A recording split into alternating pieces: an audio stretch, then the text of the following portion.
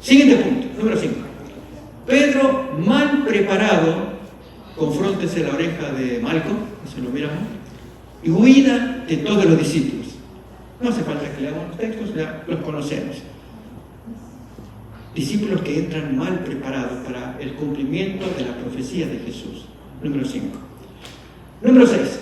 La negación de Pedro, suicidio de Judas, el traidor. Tal vez no vamos a leer los textos, hermanos, son muy conocidos, por amor al tiempo. Yo tengo que, en el otro, al comparar la otra parte, vamos a requerir más tiempo.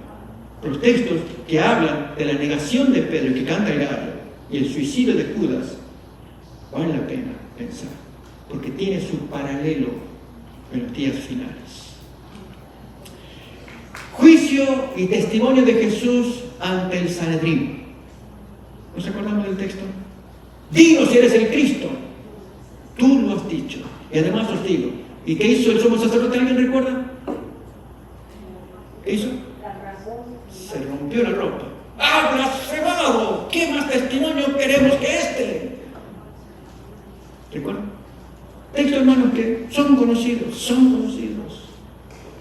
Leámoslo con mucha oración otra vez, porque todo esto va a aparecer en paralelo con la última generación.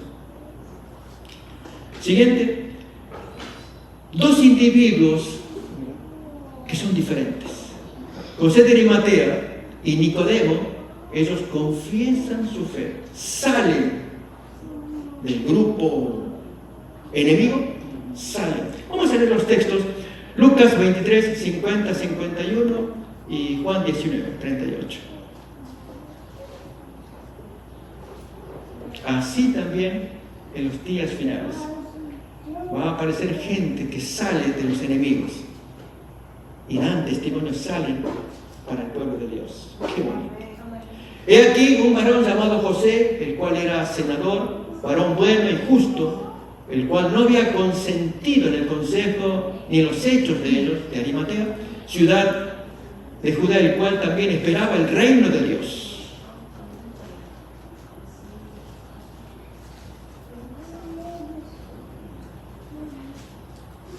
Este llegó a Pilato y pidió el cuerpo de Jesús, y quitado lo envolvió en una sábana y lo puso en un sepulcro abierto, en una peña, en el cual ninguno había sido aún puesto.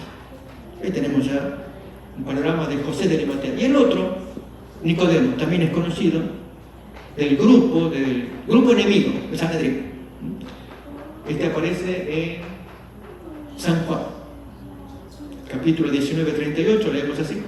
Después de estas cosas, José de Arimatea, el cual era discípulo de Jesús, pero en secreto por miedo de los judíos, rogó a Pilato que pudiera quitar el cuerpo de Jesús, y se lo permitió a Pilato.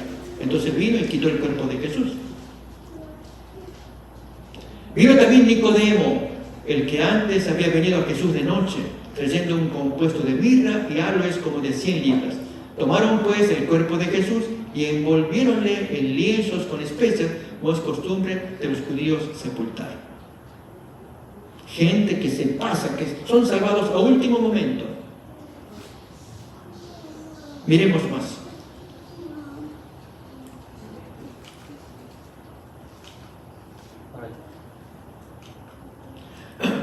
Entrega de Jesús al poder pagano, cuando ya el sumo sacerdote simula romperse la ropa, hacer teatro allí para impresionar al resto del Sanedrín. Lo entregan, pero miren ahí la descripción: no más gracia de su pueblo, los judíos.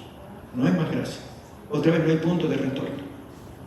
Se lo entregan, que ahí lo maten de una vez. ¿Muy bien?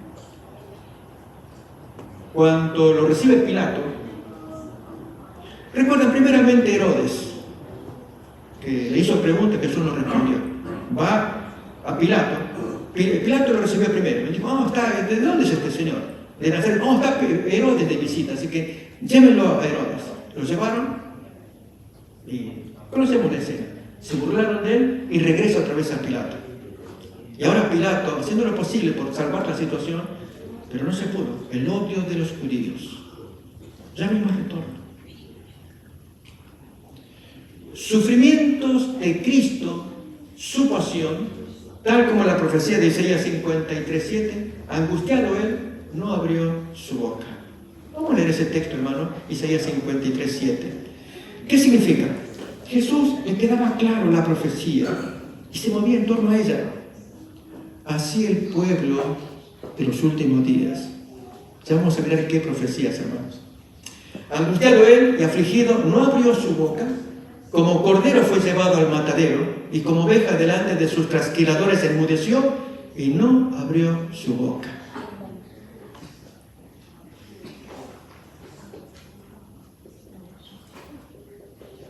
Punto número 11, la ejecución de la sentencia de muerte contra Jesús, su crucifixión, conocida por todos. Los 4 evangelios narran de ese hecho, la crucifixión. Y el siguiente punto, hermanos, la glorificación de Jesús, esto es su resurrección. Texto conocido también.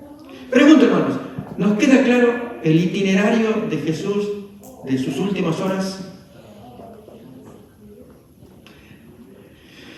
Quiero contarles, ahora vamos a mirar el paralelo, que quizás es la parte más importante. Tiene que ver con ustedes y conmigo. Pero antes de esto, de mirar, quisiera recomendar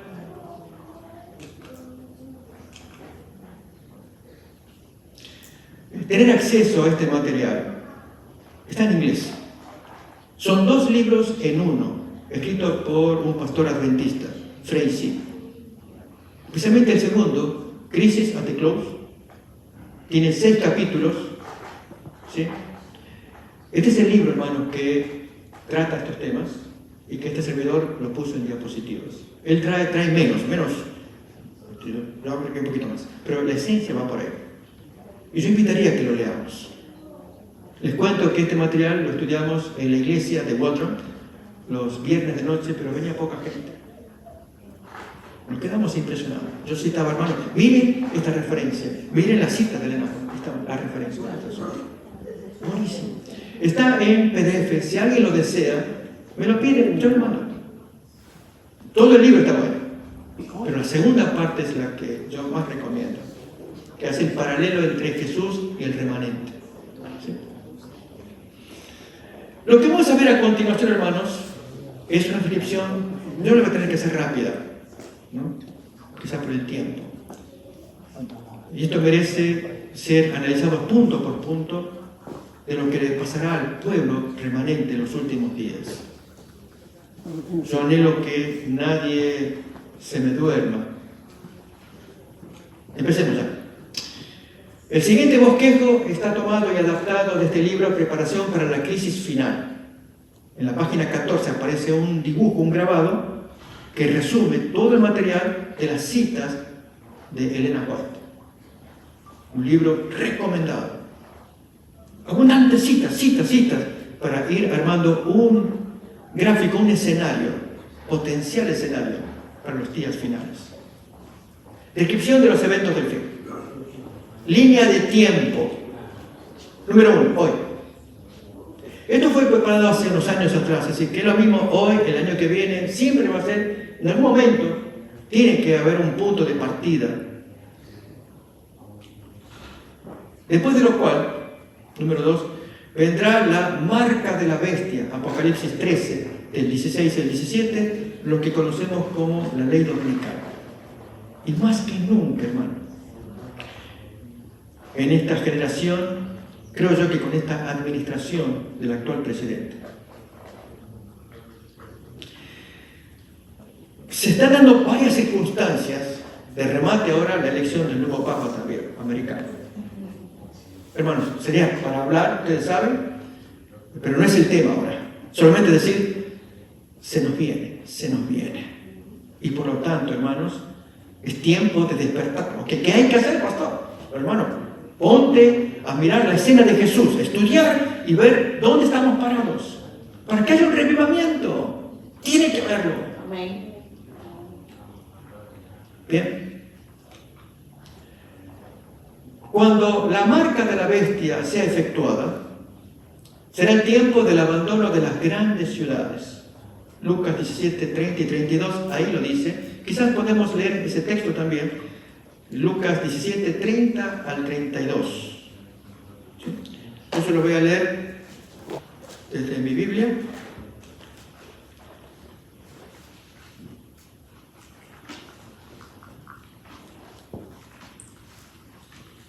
Si ustedes quieren abrir sus Biblias, leo así.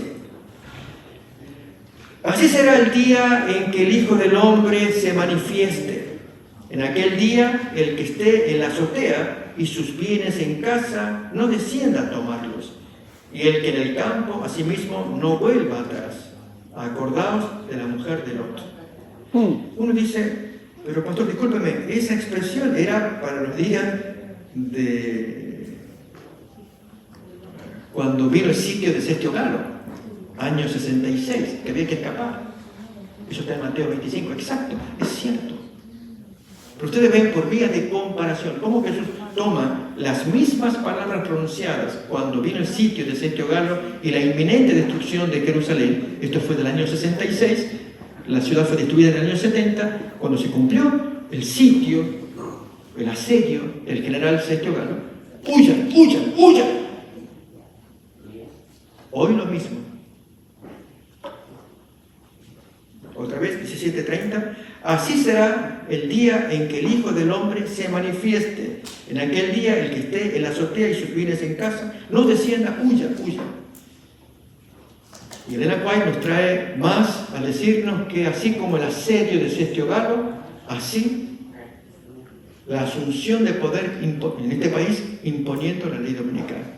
Vía de comparación, tipología otra vez. Esto aparece en dos citas de Goya de los Testimonios, tomo 2, páginas 150 y 165, en español. Esto muestra, hermanos, que Dios ama a su pueblo.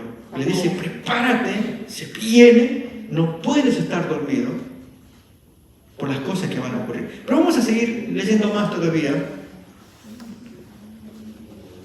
Recuerden esto, el último punto, el abandono de las grandes ciudades. El fin del tiempo de gracia, Apocalipsis capítulo 22, 11. Vamos a leer ese texto también. Sugiero a veces tener la Biblia de Jerusalén. En español está muy bonita, muy preciosa la redacción. El que es injusto, sea injusto todavía. El que es sucio, ensúciese todavía. El que es justo, sea todavía justificado. Y el que es santo, sea santificado todavía. Llegará un momento, en un futuro, hermanos, en que vendrá el decreto que Dios va a decir, el que es justo, sígale, sígale. Pero el que es sucio, sígale, sígale. Se acabó. Ya no hay oportunidad. Ya no hay más, se acabó. Se cerró la gracia. Significa eso, hermanos. Se cerró la gracia. ¿Se imaginan para aquellos hermanos? Dejemos la gente de la calle, del mundo. Hablemos para nosotros, que vamos y venimos. Pero pastor, eso no lo puedo evitar. Yo conocí casos de hermanos que no podían evitar de tomar su copita. O no podían evitar de mirar, prender allí cuando no había nada. Ok, voy a mirar, prender algo para ver algo que no se debe ver. Ustedes saben, hermano, a qué me puedo referir. Y esto, ampliémoslo. Entonces Dios nos puede decir, ok, cada vez que no hay nadie, ok, no hay nadie, ok, ahora sí. Y en ese día que Dios me diga, ok, ¿te gusta eso? Lamento, Señor, es mi debilidad, ok, síguele, síguele. No, síguele, ya se cerró. No hay más retorno. ¿Se entiende, hermanos? Se cerró la gracia. Otra vez, el que es injusto, sea injusto todavía. Y el que es sucio, ensúciese todavía. Pero el que es justo, sea todavía justificado. Y el santo, sea santificado todavía. Hermanos, eso significa que la gracia que hoy tenemos se nos va a acabar. Por lo tanto, reflexionemos, meditemos, oremos al Señor. Ayúdame para vencer este problema que tengo. O la copita, o lo que fuera, lo que fuera. Dame fuerza, séñame, dame gracia. Y Dios nos va a ayudar. Va a defender a su pueblo. Miramos más todavía Punto 3, estábamos allí. Los ángeles sueltan los 4 vientos. Está en un futuro. El cierre de la gracia está en un futuro. ¿Qué eventos se producirán durante este tiempo de gracia? El revivamiento y reforma. El zarandeo o vómito le llama Apocalipsis 3:16. El sellamiento de los 144,000. Apocalipsis capítulo 7. El cuarto ángel, a quien Dios envía para que ilumine toda la tierra y se simboliza como lluvia tardía. Apocalipsis 18, el primer versículo. El fuerte pregón, como consecuencia de ese poder. Apocalipsis 18, del 2 al 7, los hermanos predican. Pero también habrá un tiempo de angustia previo, que lo tendremos que atravesar.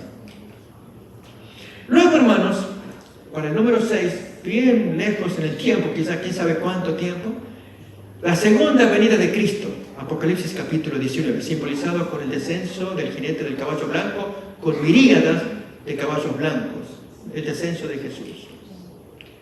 En ese tiempo, entre el cierre de la gracia y la segunda venida de Jesús, se manifiestan las 7 plagas, que no caen sobre el pueblo de Dios, caen solamente sobre aquellos que recibieron la marca de la bestia. Y también es un tiempo de angustia, terrible por cierto.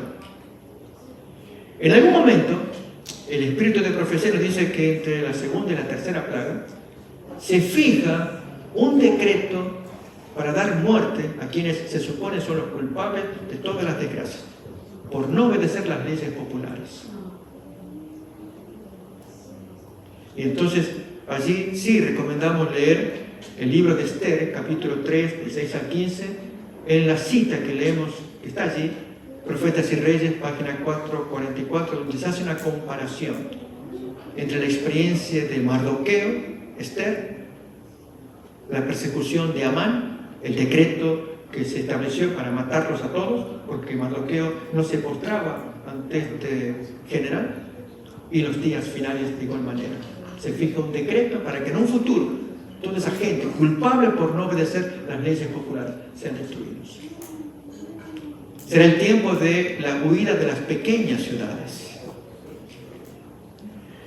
En un futuro, en el caso de Amán, fueron 12 meses más tarde. En el primer mes se hizo pur, se dice en hebreo, que suerte, se echó suertes. Cuando uno echa suertes, ¿qué salió? En el 12º mes. Era la fecha, el mismo día, la fecha para matarlos a todos. Impresionante la historia de Esther. Y sirve como antecedente para imaginar cómo puede ser el futuro. Por eso la cita, ahí leemos otra vez, Profetas y Reyes 4:44. En el día fijado, la ejecución del decreto de muerte, que es el día del Armagedón. Voy a invitar, hermanos, a que leamos Apocalipsis capítulo 16, versículo 13 en adelante, y una frase que aparece previa al Armagedón, que por vía de comparación, recuerden, vamos a mirarla después en la tipología con Jesús. Miren acá. Y vi salir de la boca del dragón y de la boca de la bestia y de la boca del falso profeta 3 espíritus inmundos a manera de ranas. Porque son espíritus de demonios que hacen señales para ir a los reyes de la tierra y de todo el mundo, para congregarlos para la batalla de aquel gran día del Dios Todopoderoso. ¿Cuál será ese día? Que se reúne a todos los reyes de la tierra. La Biblia le llama el día del Armagedón. Versículo 16.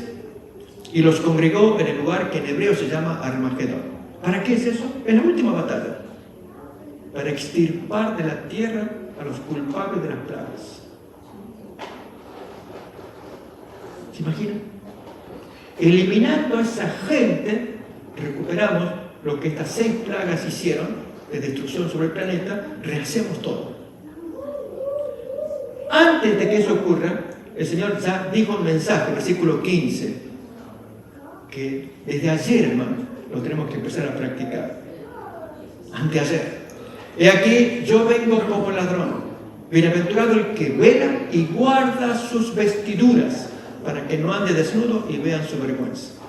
Es así, hermanos, como termina el remanente, la última generación, con ropas limpias, ropas blancas, la justicia de Cristo. Eso es lo que nos va a proteger en el día final de la destrucción. Y luego entonces miramos a continuación, número 5, ejecución del decreto de muerte, el día del Armagedón. La angustia de Jacob, entre el punto 4 y 5, entre cuando se fija el día para un futuro y cuando se lo quiere ejecutar.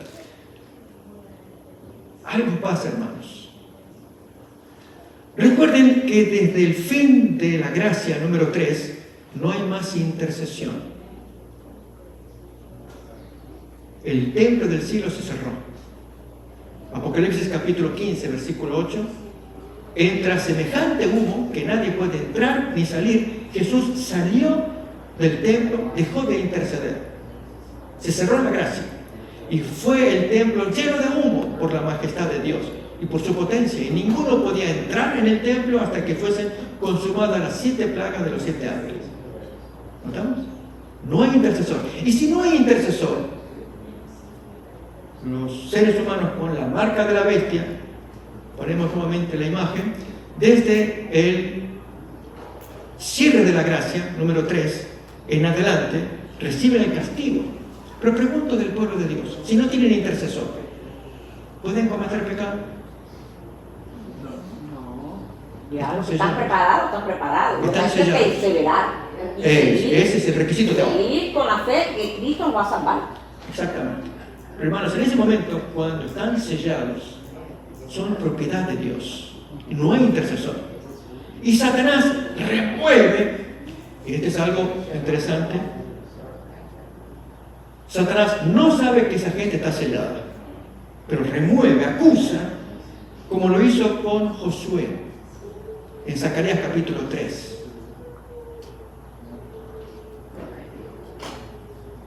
Leemos el texto y comparto un pensamiento de Elena White que aparece escrito en Profetas y Reyes también. Y mostróme a Josué, el gran sacerdote, el cual estaba delante del ángel de Jehová, y Satán estaba a su mano derecha para hacerle por adversario. Noten lo que dice Elena White en el capítulo 47 de Profetas y Reyes. Satanás tiene un conocimiento exacto de los pecados que por sus tentaciones ha hecho cometer a los hijos de Dios, e insiste en sus acusaciones contra ellos. Declara que por sus pecados han perdido el derecho a la protección divina y reclama el derecho de destruirlos. Los declara tan merecedores como él mismo de ser excluidos del favor de Dios. Y él hace esta pregunta: ¿son estos los que han de tomar mi lugar en el cielo y el lugar de los ángeles que se unieron a mí? Profesan obedecer la ley de Dios, pero han guardado sus preceptos. ¿No han sido amadores de sí mismos más que de Dios? ¿No han puesto sus propios intereses antes que su servicio? ¿No han amado las cosas del mundo? Mira los pecados que han señalado su vida. Contempla su egoísmo, su malicia, su odio mutuo. ¿Odiamos aquí, hermanos? Algunos sí, otros no. Más todavía. Me desterrará Dios a mí y a mis ángeles de su presencia, y sin embargo recompensará a los que fueron culpables de los mismos pecados. Tú no puedes hacer esto con justicia, oh Señor. La justicia exige que se pronuncie sentencia contra ellos. Ahí lo tenemos. Pero hermanos, ¿qué pasa a continuación? Sin embargo, aunque los seguidores de Cristo han pecado, no se han entregado al dominio de los agentes satánicos, se han arrepentido de sus pecados, han buscado al Señor con humildad y contrición, y el abogado divino intercede en su favor. Pero eso es así, hermano. Jesús intercede, nos perdona. Vamos a Él a pedirle perdón por nuestros pecados, para que Satanás, ahora sí, vamos a poner la imagen del tiempo de angustia. Así entre el punto 4 y 5, ustedes lo miran, tiempo de angustia de Jacob, y el texto de Jeremías 37, ¿de qué trata? Ahí menciona la palabra específica, será tiempo de angustia de Jacob. ¿Y a qué se refiere? Fue el tiempo en que Jacob estaba tan humillado y arrepentido por el pecado que había cometido de engañar a su papá y a su hermano Sí, mayor. venían los amigos a crear dudas. El texto dice, ay, cuán grande es aquel día, tanto que no hay otro semejante a él. Tiempo de angustia para Jacob, pero de ella será librado. Que cuando Jacob oyó que su hermano mayor venía con 400 soldados contra él, le entró miedo. Pero Dios se le había aparecido a Esaú. No toques a ese hombre. Jacob no sabía. Y entonces se las ingenió para tratar de apaciguar a su hermano mayor. Mandó una esposa con los hijos, mandó a la otra esposa, mandó los animales, aquí acá, y vayan todos. A ver, que apaciguar a mi hermano, que está con odio, me quiere matar. Y me destruirá todo lo mío. Y en eso se pone a orar. El tiempo de angustia de Jacob. Orar para que Dios le perdone el pecado. Y en eso alguien que le toma del hombro, un desconocido en la noche, y creyendo que era el enemigo, pelea contra él. ¿Conocen la historia? Preciosa, hermanos. Pelea. Y no pudo el visitante hacer algo con Jacob porque él se oponía. Así que el visitante quiso irse. Y Jacob descubrió, era el ángel de Dios. No, que venía a darle una bendición, tal como la que Jesús le dio a Jesús en el Getsemaní cuando él oraba, texto que hemos leído. Y Jacob lo despreció. No te vayas, no te vayas. Sí, yo me tengo que ir. ¿Y recuerdan cómo se fue el ángel? ¿Alguien se acuerda? Sí. Lo descoyuntó. Le tocó allí en una parte del cuerpo. Y entonces, desde entonces Jacob comenzó a renguear, porque era desesperante como Jacob lo retenía. No te dejaré ir hasta que no me bendigas. Y entonces el ángel le pregunta, bueno, ¿cuál es tu nombre? Jacob, que significa suplantador. Ok, tu nombre no será más Jacob, será Israel, que significa has peleado con Dios y los hombres y has vencido. Amén. Y le dio un nombre de victoria. Ese es el tiempo de angustia en el que ponemos la imagen nuevamente ahora. Los santos, entre el número 4 y 5, reciben de Satanás acusación, tal como el caso de Zacarías 3. Satanás acusando a Josué sacerdote.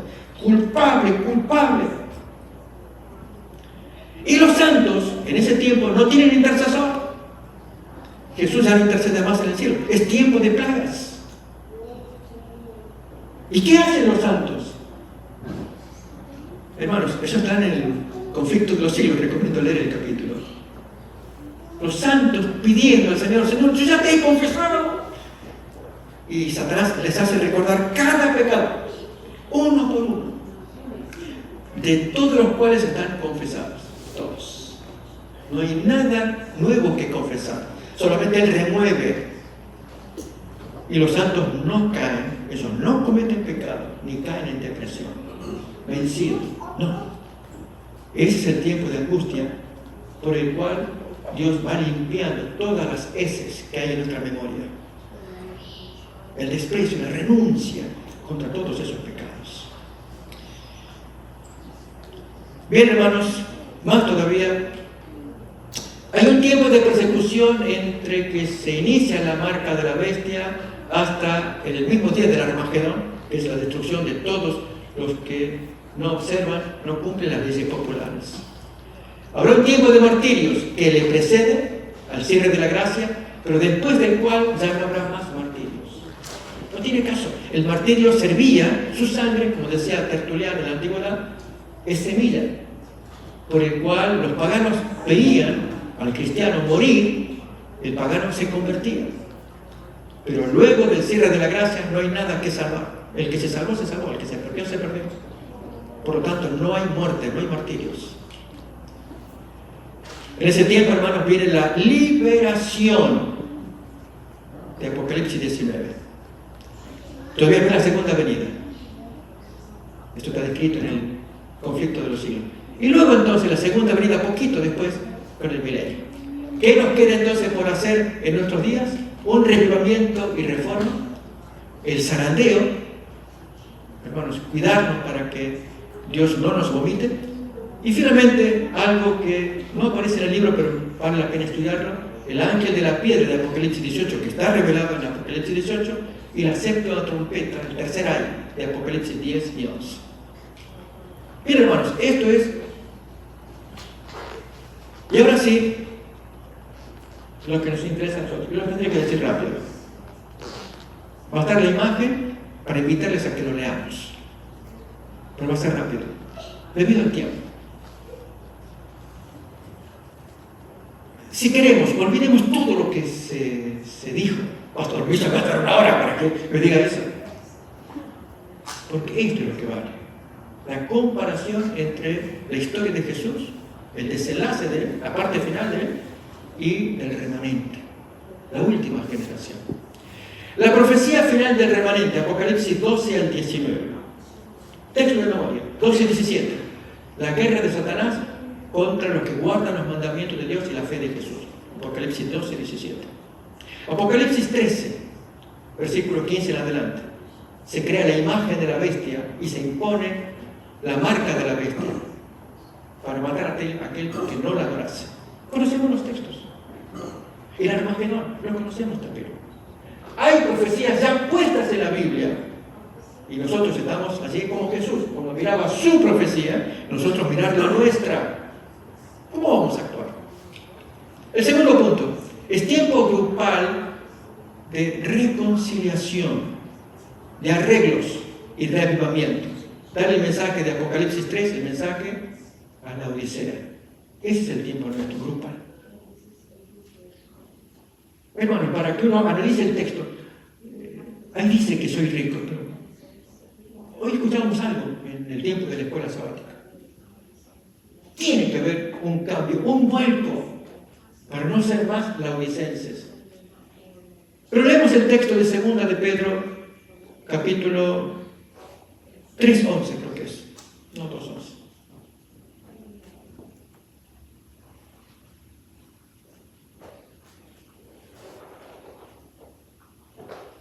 Pues como todas estas cosas han de ser deshechas, ¿qué tal les conviene que vosotros seáis en santas y pías? Conversación otra vez es manera de vivencias. Como estas cosas van a ser deshechas, ¿cómo no debéis vosotros vivir en santa y piadosa manera? Ese es lo que toca hacer nosotros en nuestros días. Seguimos con el siguiente texto. Ahora,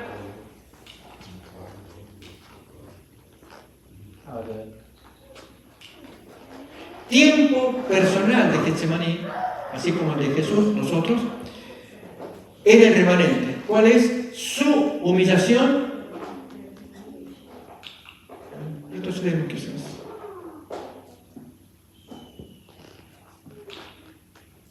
¿Tú puedes retroceder? Sí. Fijémonos, hermanos, tiempo de decisiones. Ciertos textos me están afectando. Pastor, usted va a hablar ahora de salvación por obras. Seguro que es salvación por obras. Porque estamos hablando de santidad. Miren el texto de, ahí está numerado. 1 de Juan 3, 6, 9 y 5, 18. Y hay varios más, pero solamente estos 3 vamos a leer, de la primera carta de Juan. Esto es para que no juguemos más con el pecado. Es la decisión que tenemos que tomar. Cortarla. Pastor, ustedes se ponen, hoy se viene muy exigente. Bájale un poquito, a ver. No, en 1 de Juan. Ok, ahí está. Cualquiera que permanece en él no peca. Cualquiera que peca no lo ha visto ni lo ha conocido. Cualquiera que permanece en Jesús no peca. Tocámonos en la mente, hermano. Ahí el texto lo dice. Sí, pastor, lo dice, pero yo peco. Entonces, ¿Jesús no mora en ti? Yo creo que sí, pero no así no, hermano. Es orar, orar. Señor, perdóname, he sido flojo. Descuido mis oraciones, descuido mis lecturas, descuido mi devoción. Cuando llueve, no me dan ganas de venir porque llueve mucho y la camita está más rica. Cualquiera que permanece en Cristo no peca. Versículo 9. Cualquiera que es nacido de Dios no hace pecado. porque su simiente, Cristo, está en él y no puede pecar porque es nacido de Dios. Que estos textos nos ayuden, hermano, a tomar decisiones. Como que dicen, vamos a hacerlo en serio. Pasamos al siguiente slide. Número 4.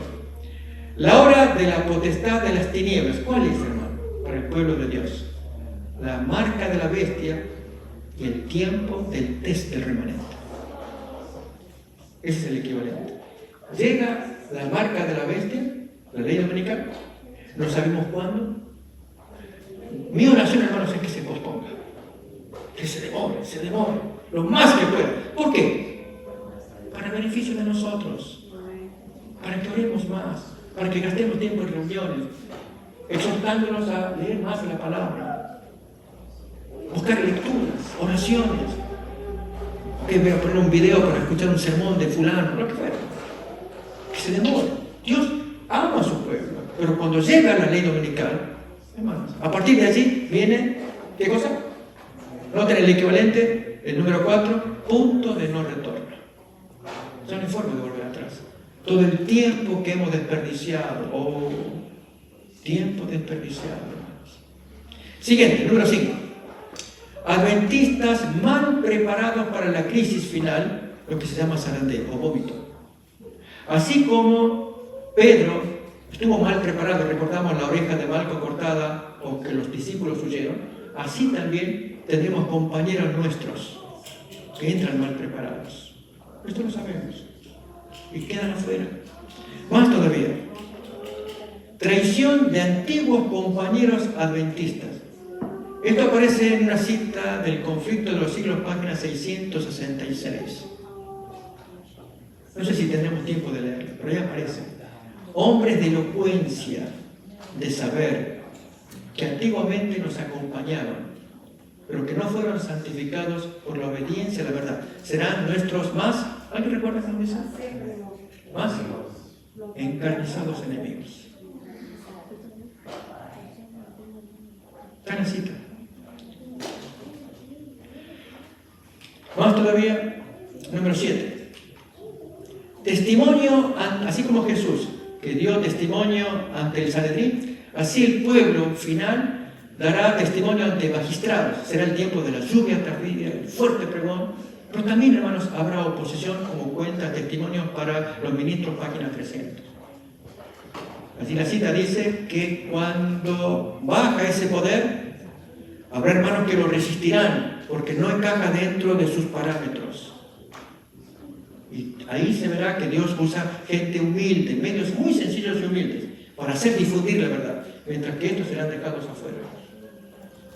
Triste, hermanos. Estamos hablando de liderazgo. Bien, se cumple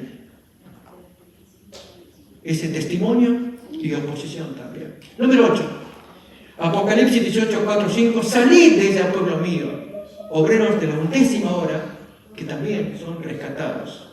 Rescatados, y hay una cita, puestos a trabajar, está en eventos del tiempo final. Una cita que, tal vez, ¿tú lo tienes, José? Esa cita, la de tiempo final, eventos del tiempo final.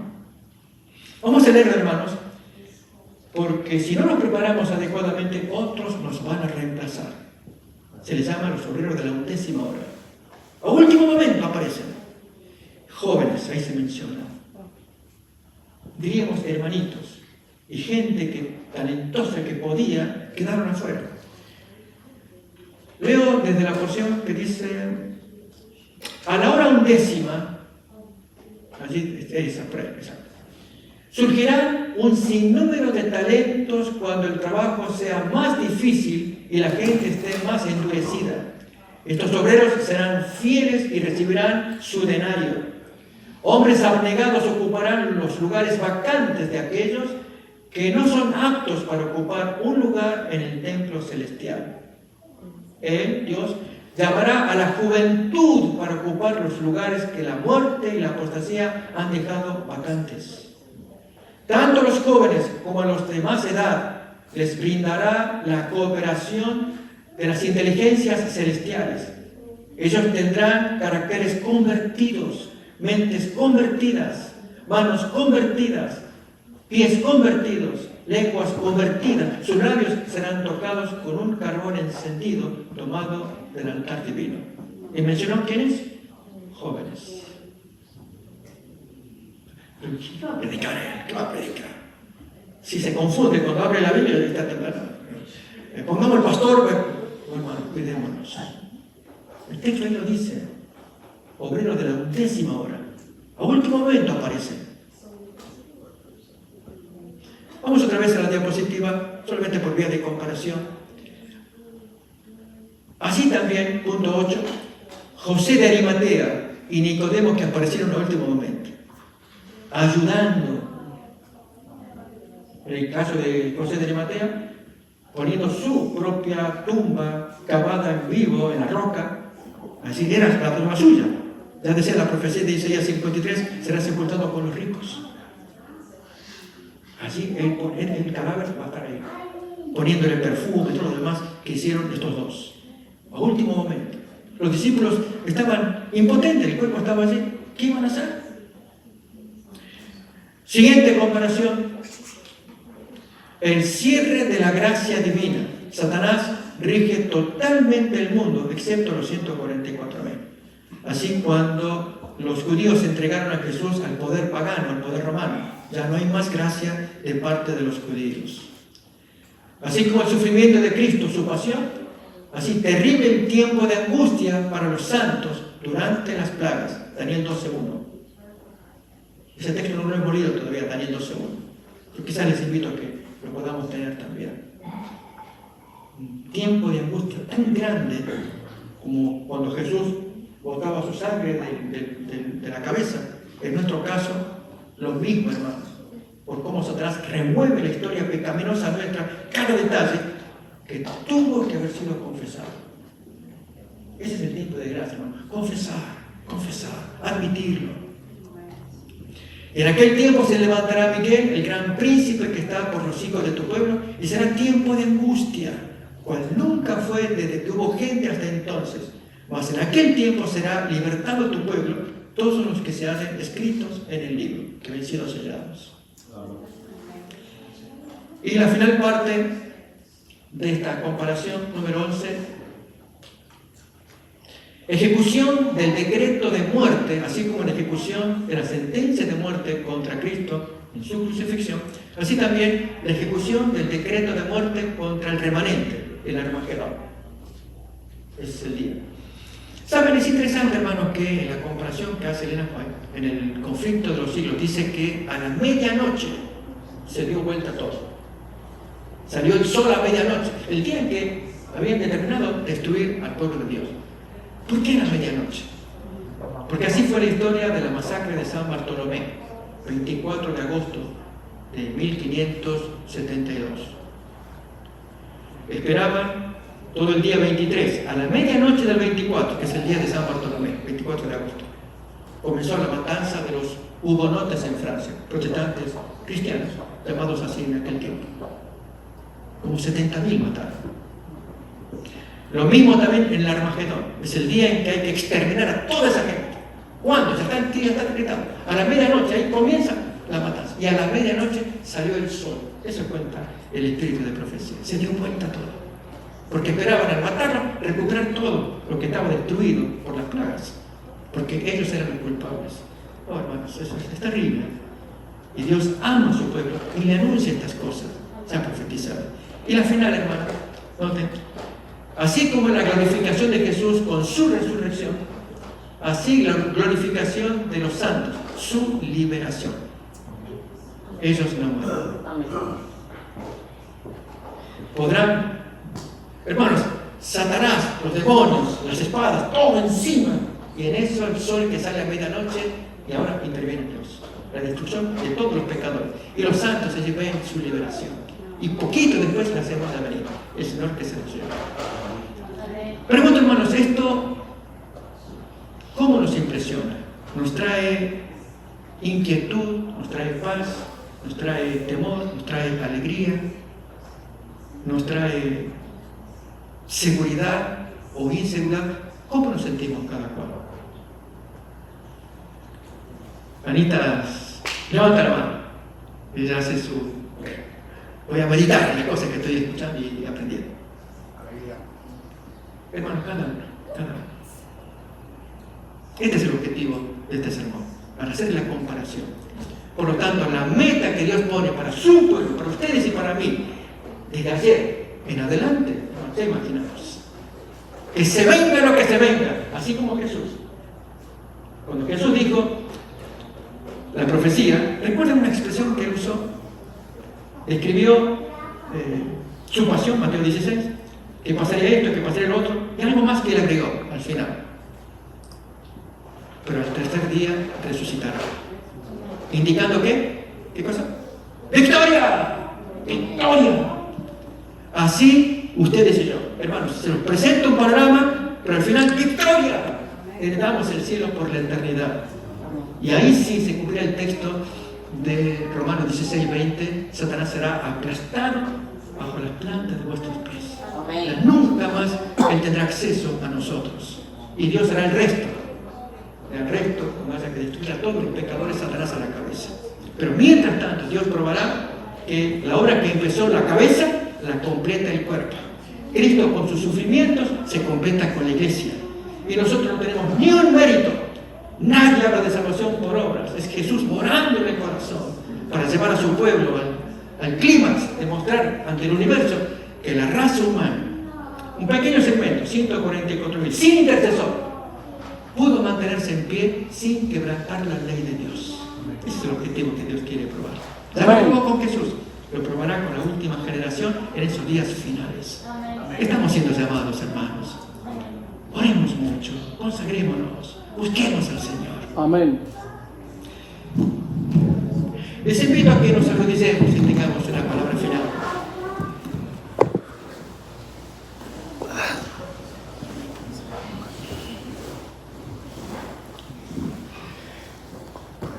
Querido Padre que estás en el cielo, te damos gracias por este tiempo que nos diste para estudiar la palabra de Dios. Amén.